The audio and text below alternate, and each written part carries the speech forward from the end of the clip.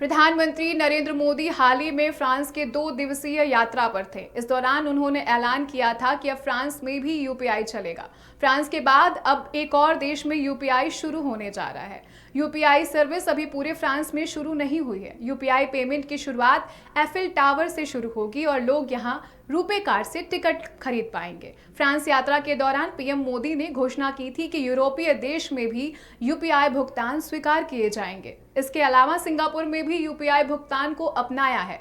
भारत की यूपीआई और सिंगापुर की पे नाउ ने एक समझौते पर हस्ताक्षर किए हैं, जो लोगों को real time cross border secure payment करने की सुविधा देगा। भारत में यूपीआई पेमेंट कितना पॉपुलर है, ये बात हमें आपको बताने की जरूरत नहीं है। भारत सरकार यूपीआई सर्विस को अब दूसरे देशों में भी शुरू करने पर जोर दे रही है, ताकि भारतीय लोगों को ट्रैवल में आसानी हो सके। हाल ही में पीएम मोदी फ्रांस की 2 दिवसीय यात्रा पर थे, जहां से उन्होंने फ्रांस में यूपीआई पेमेंट चलने की बात कही थी। फ्रांस के बाद अब एक और देश में यूपीआई पेमेंट सर्विस शुरू होने जा रही है।